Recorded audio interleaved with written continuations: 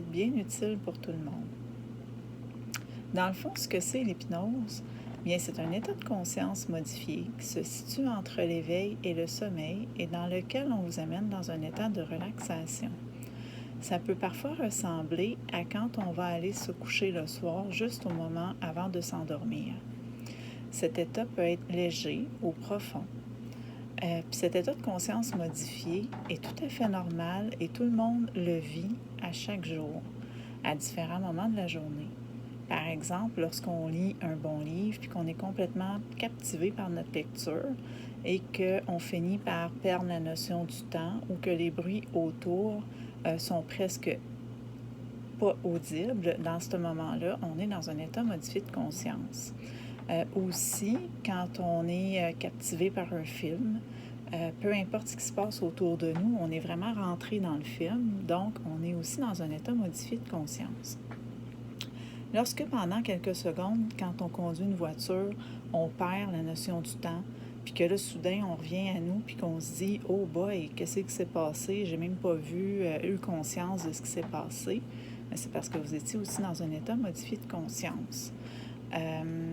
Parfois, on peut être dans la lune, puis se dire, mettons, quelqu'un pourrait me dire, Véro, t'es dans la lune, qu'est-ce qui se passe? Bien, il ne se passe pas grand-chose, il se passe que je suis dans ma bulle, puis que je suis dans mes pensées, je suis dans un état modifié de conscience. Un autre exemple que je peux vous donner aussi, c'est quand on s'assoit dehors, puis qu'on regarde un feu, un beau feu de camp, les flammes, le crépitement, peut nous amener parfois même à, on va le dire, j'étais hypnotisée par les flammes. En fin de compte, on est aussi dans un état modifié de conscience. Donc, quand nous sommes dans cet état modifié de conscience, qu'est-ce qui se produit? C'est tout simplement que la partie consciente de notre cerveau part à la relaxation, se détend et se relaxe. Et pendant que cette partie-là est en état de relaxation, ça nous donne accès pour travailler avec la partie inconsciente de notre cerveau. C'est avec cette partie-là qu'on va faire ce qu'on appelle la suggestion positive afin de vous guider vers vos capacités et vers vos ressources intérieures. Il faut savoir que c'est dans l'inconscient que se retrouve tout notre bagage depuis notre enfance, depuis notre naissance, que je voudrais dire. Dans le fond, nos souvenirs, nos émotions, nos expériences de vie, qu'elles ont été bonnes ou pas bonnes, vont toutes se retrouver dans l'inconscient. Ce qui fait que l'hypnothérapeute devient un guide pour vous guider vers vos capacités puis vers vos ressources intérieures afin de vous aider vous-même à aller chercher ces outils-là pour aller mieux. Avec le temps, ça va vous apporter un meilleur mieux-être puis un bien-être en général. Et ce qu'il faut aussi comprendre par rapport à l'hypnose, c'est que l'hypnose thérapeutique n'a rien à voir avec l'hypnose de spectacle.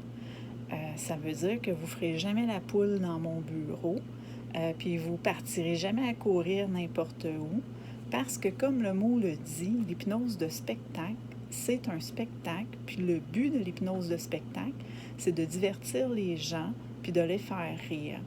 Alors que l'hypnose thérapeutique, elle sert à travailler avec la personne pour l'accompagner, à trouver des ressources et à retrouver ses capacités pour aller mieux en général.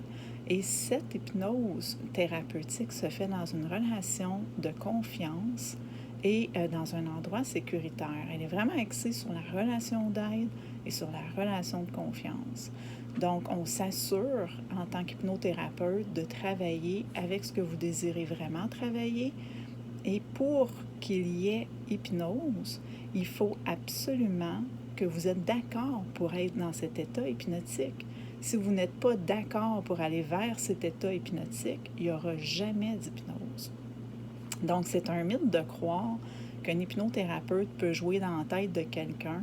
C'est complètement impossible parce que tout simplement, ton inconscient ne te laissera pas faire ce que tu n'as pas envie de faire. C'est un climat qui est tout à fait relationnel. Alors, on peut apprendre à se connaître et aller de l'avant avec vos objectifs. Autre chose que je voulais ajouter, c'est qu'à n'importe quel moment durant l'hypnose, c'est possible d'ouvrir les yeux puis de vérifier que tout va bien. Donc, c'est un autre mythe que de croire que sous hypnose, on perd conscience. Dans le fond, on ne perd pas conscience. On est capable de revenir à la surface, d'ouvrir les yeux, de vérifier que tout va bien à tout moment.